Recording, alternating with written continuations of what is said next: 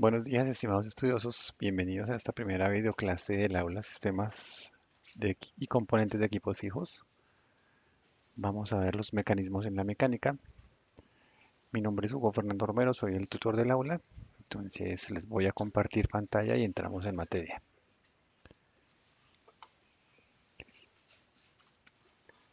Ok, para el día de hoy he elaborado la siguiente agenda. Primero, una introducción, luego vamos a estudiar unos conceptos básicos.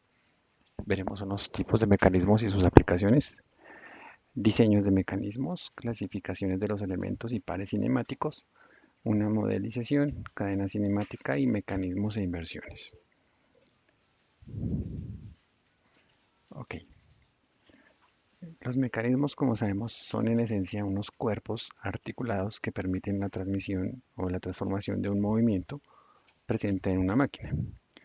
Para este efecto, pues en el diseño de las máquinas se deben tener en cuenta aspectos muy importantes como el tipo del mecanismo, la cantidad necesaria de elementos que conformen el mecanismo y las dimensiones adecuadas para satisfacer las necesidades específicas en una determinada máquina. El análisis de los mecanismos también debe incluir un análisis cinemático para estudiar el movimiento de los mecanismos y los métodos para crearlos. Como vemos en la imagen, estamos viendo una máquina muy sencilla, muy simple, con una cantidad o sea, con variables eh, gamas de mecanismos, como lo son los ejes, el cuerpo o estructura, los eslabones, los cojinetes o rodamientos, casquillos, bases o soportes, hay una manivela, hay cojinetes de reborde y aquí hay unos piñones o engranajes. Esos son los mecanismos, digamos que son los más comunes en una máquina a nivel industrial. En el diseño de un mecanismo pues se identifican tres tareas puntuales que se denominan áreas de la síntesis. Entonces tenemos síntesis de tipo, síntesis analítica o cuantitativa y la síntesis dimensional. La síntesis de tipo pues hace referencia a la clase de mecanismos seleccionados y constituye el primer paso en el diseño. Entonces cuando vamos a diseñar una máquina, lo primero que vamos a ver es para qué función va a cumplir, cómo podemos transmitir el movimiento de un lado a otro y ahí es donde entra la síntesis de tipo. La síntesis cuantitativa es aquella que se ocupa del número de eslabones y articulaciones, pares o juntas que se requieren para obtener una movilidad determinada.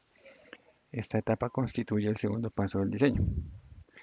Entonces, dependiendo de la actividad que vaya a realizar el mecanismo, por ejemplo, en el de una máquina de palanca, una pala de estas, un cargador, se me olvida el nombre, bueno, la retroexcavadora no es, pero es otro. Entonces, el diseñador debe contemplar la cantidad de movimientos y eslabones que debe tener el brazo para llegar a cumplir la función adecuada de sacar la tierra, girar y descargar en un volco o en un camión, depende, o trasladarla a otro sitio. Depende de la función que vaya a cumplir el mecanismo.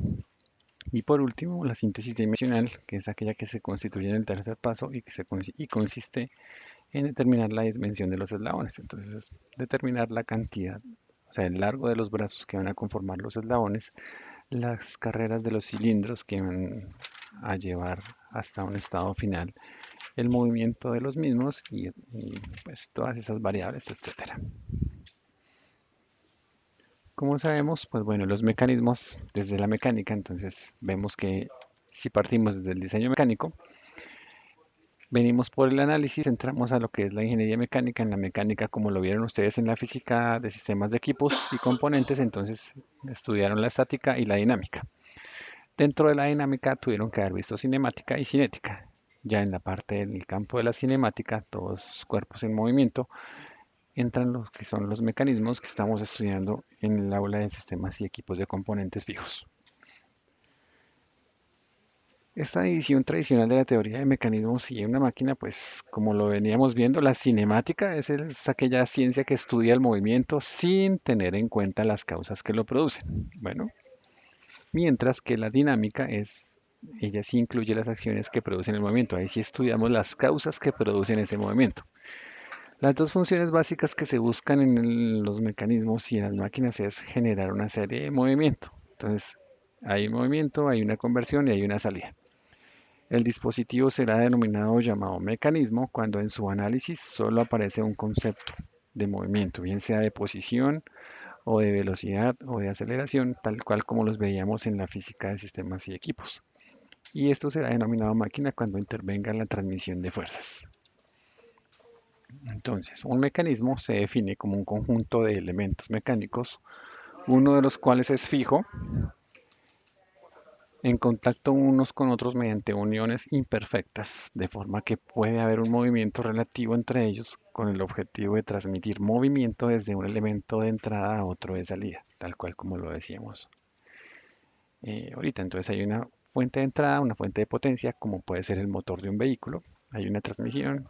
Si es en un camión, podemos decir que el cardan es el que da la transmisión. Y la salida, pues hay una aplicación en un camión o en un bus, pues es el que genera movimiento al troque trasero en las ruedas y es lo que impulsa el vehículo. La mayoría de los mecanismos los acciona un solo actuador o conductor. El mecanismo establece unas relaciones de movimiento y fuerza entre la entrada y la salida. Pues aquí vemos el mecanismo que está fijo, aquí donde se transmite la fuerza del movimiento y aquí es donde realmente se va a presentar la salida del movimiento o la transmisión del mismo. Tipos de mecanismos y sus aplicaciones. Entonces encontramos actuadores o fuentes de potencia. Estos pueden ser rotativos, como los motores eléctricos de corriente continua o de corriente alterna, que los veremos más adelante. Bueno, en el cuarto semestre veremos lo que son los motores eléctricos, sus principios, los motores paso a paso. O también los actuadores pueden ser lineales, tal, así como los cilindros hidráulicos o los cilindros neumáticos. Estos mecanismos también pueden ser manuales, como las manivelas, palancas, que son muy conocidos y muy típicos en la industria pues, nacional, y los de energía almacenada, como los volantes de inercia o los muelles o los acumuladores de presión o de caudal.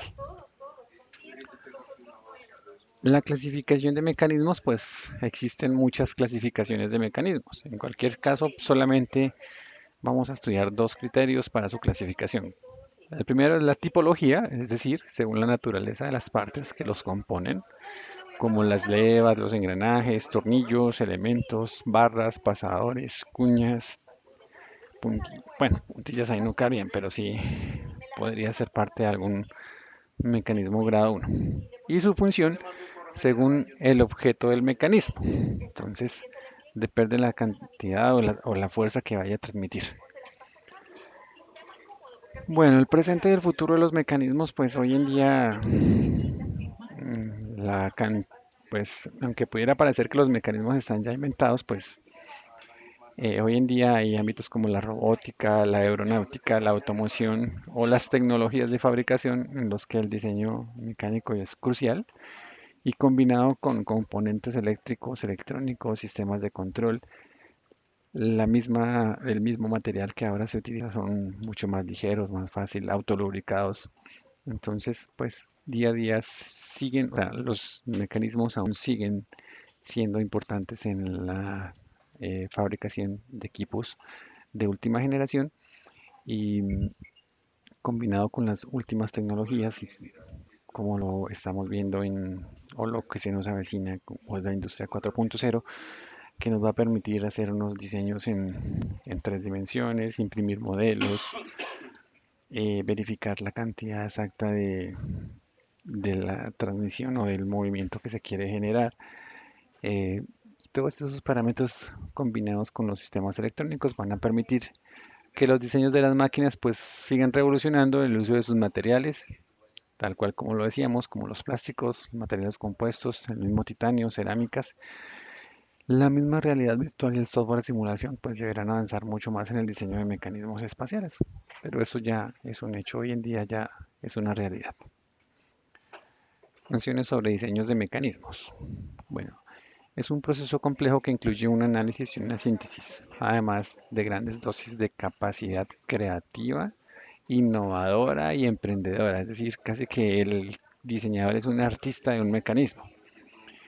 Primero porque tiene que ser un análisis y ahí se tiene como una misión entender el funcionamiento de un mecanismo dado, es decir, obtener sus características, saber para qué es, tal cual como lo vemos, por ejemplo, en este mecanismo, que es muy conocido como la cruz de Malta. Y la síntesis, pues que tiene por objeto la concepción del mecanismo que verifique los requisitos del funcionamiento. El proceso es complejo y ocupa una serie de etapas. Bueno, en ese diseño de mecanismos, pues te encontramos que la definición de la función que debe realizar el mecanismo y especificaciones de diseño.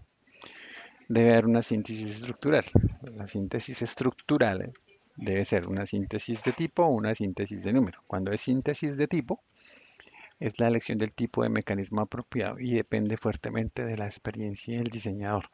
Hay que elegir el tipo de estructura cinemática, bien sea una leva, un engranaje, una barra o una combinación dependiendo del movimiento, de la transmisión del movimiento que se requiera. Y la síntesis de número, que es la obtención de distintos mecanismos posibles con un número determinado de elementos. La tabulación de familias de mecanismos permite comparar mecanismos de similar grado de complejidad. Síntesis dimensional es aquella que se obtiene de las dimensiones principales del mecanismo a construir. La comprobación mediante los análisis cinemáticos y dinámicos pertinentes, comprobación de trayectorias, ángulos de transmisión, cálculos de velocidades, de aceleraciones, de freno, desaceleraciones, etc. Y la comprobación de las fuerzas requeridas para accionar el mecanismo, las fuerzas de inercia que pueden aparecer, las gravitacionales, etc. La clasificación de los elementos y pares cinemáticos. Entonces, tenemos elementos de barra, que son cada una de las partes en que puede descomponerse el sistema mecánico de modo que tenga movimiento relativo respecto al resto de las partes y en relación con los cuales existe una discontinuidad de tipo físico. Se clasifican según los elementos en, según el número de pares, que puede ser uninario, aquí cuando vemos un solo punto de anclaje, binario cuando vemos los dos puntos, terciario cuando tienen tres puntos el mecanismo y enario de acuerdo a la cantidad de n número de puntos fijos, según la naturaleza de los elementos. Entonces encontramos que pueden haber mecanismos rígidos, unirrígidos, flexibles como los resortes y de fluido que son no mecánicos como por ejemplo el aceite hidráulico. Y según el tipo de movimiento, pues los elementos pueden ser de manivela, de balancín o de biela o acoplador. También hay la clasificación del par cinemático, que es la unión imperfecta entre dos elementos de un mecanismo. Impide siempre algún grado de libertad. Entonces, de acuerdo al par cinemático, lo mismo, tenemos en el número de elementos que hay binario. Cuando llegan dos mecanismos a un solo punto, el ternario, cuando llegan tres, cuaternario, si llegan cuatro. Pares de cierre, pues de acuerdo a la forma, entonces encontramos el cilíndrico, el mecanismo horizontal y el de cadena. El de fuerza es tal cual como ustedes hacían el estudio para calcular la fuerza o el peso de un elemento en la física. Clase, grados de libertad. Entonces tenemos grados de libertad, clase tipo 1, tipo 2, 3, 4 y 5. Y pares de contacto cuando son pares inferiores y hay una formulación analítica sencilla y pares superiores cuando hay una formulación analítica ya un poco más compleja. Aquí vemos ya, es un resumen de lo que son la clasificación de los mecanismos. Entonces este sí es un cuadrito que es interesante para que lo guarden, porque aquí según la clase, ¿m? Entonces clase y grado de libertad. 1, tenemos esos tres tipos de mecanismos que son el par de rotación, prismático, que es una cuña de desplazamiento, o el helicoidal, que es el ya conocido como el tornillo. Tenemos clase 2 con grado de libertad 2, ya es un par cilíndrico que gira y además se puede desplazar. Un par esférico ranurado, lo mismo, también permite un giro hacia un lado o hacia el otro. Y el par de leva que permite el movimiento lineal o en curva. Lo mismo, a medida que va aumentando el grado de libertad, va aumentando el grado de movimientos. Entonces, si ya es de grado 3, permite 3 movimientos. El par esférico, que permite que esta esfera gire en su propio eje, que tenga una rotación y que tenga una rotación hacia el otro lado. Lo mismo el par plano. El par plano es cuando tiene los dos movimientos lineales horizontal en el grado en el eje X, en el eje Y adicional gire en su propio eje. Lo mismo el par cilíndrico ranurado, entonces permite el lineal, permite en su propio eje y además gira alrededor del punto fijo. Lo mismo, este ya es de 4 grados de libertad, entonces este es un mecanismo que permite un mayor número de movimientos, como el par esférica cilíndrico, entonces tiene movimiento lineal, movimiento en su propio eje y movimiento de rotación en ambos sentidos. Lo mismo el par plano cilíndrico, tiene los dos movimientos horizontales en sus planos X y Y, gira en su propio eje y gira en el punto fijo adicional. Lo mismo el par plano de esfera, entonces este sí ya es el de mayor grado de libertad, que gira en los dos planos X y Y en su propio eje y tiene rotación en ambos sentidos, como el par de la esfera-esfera, que es como el que tiene movimientos más libres. Entonces tiene su propio eje, tiene rotaciones en sus dos sentidos y la esfera de abajo, la fija, también tiene movimientos en sus dos ejes. Los sistemas mecánicos se representan mediante modelos simplificados que permiten el análisis estructural y el análisis de velocidades y aceleraciones. Por ejemplo, el brazo de esta excavadora de la figura pues se representa mediante barras, uniones de rotación y pares prismáticos. Entonces cada número forma un elemento del brazo. Aquí me falta el 1, pero el 1 va desde A hasta este punto C, queda unido con 2. Y 2 va desde C hasta F. Es básicamente estamos representando acá esta parte. 3 y 4 viene desde F hasta J, desde acá hasta acá. Y el mecanismo 4 viene aquí ya en la pala. Bueno, 5 y 6 pues viene conformado por el cilindro, desde el punto B hasta el punto C. Esta es la parte que forma el mecanismo 5 y 6, 7 y 8 el otro cilindro, acá, entre D y E, y 9 y 10 el otro cilindro, entre G, H y HK. Entonces este par de mecanismos forman un solo cuerpo rígido. Entonces, ustedes van a encontrar en los textos mucha literatura que yo no vamos a entrar a profundizar cómo van a hacer esos movimientos. Simplemente conocerlos es que en una cadena cinemática hay un conjunto de barras unidas por pares cinemáticos con un movimiento relativo, tal cual como aparece aquí en la figura. Están unidos y tienen un movimiento relativo. Y ahí se dividen en cadena cinemática abierta y cadena cinemática cerrada. Entonces la abierta pues tenemos varios ejemplos típicos. Los más conocidos son los de Watt y Stephenson y el de cadena cerrada. La movilidad M es el número de parámetros que es necesario conocer para que quede definida la posición de todos los elementos de la cadena. Entonces, según Stephenson, pues aquí hay 6 elementos que conforman el mecanismo. Entonces, cuando se fijan 2 y 4, entonces cuando fija 2 y 4, acá en el centro, se unen acá en este centro, entonces se producen las siguientes opciones. O si se fija 1 o 3, entonces cuando fijan acá y fijan acá. O si se fijan 5 y 6. Dependiendo de donde se fije la base del mecanismo, pues el movimiento que se va a transmitir tomará una determinada fuerza y una determinada dirección. Lo mismo Watt cuando fija 1, 2, 5 o 6 o cuando fija solamente 3 o 4. Bueno, pues hasta aquí esta primera videoconferencia. Si existen preguntas, si tienen alguna duda, pues con mucho gusto a través de cualquiera de los medios que ustedes ya conocen. Por ahora no es más, les deseo un feliz resto de tarde y pues les recomiendo vienen trabajando muy bien con las actividades. Entonces ánimo y pues estamos a sus órdenes en lo que puedan necesitar. Por ahora no es más, ha sido un gusto. Feliz tarde, hasta pronto.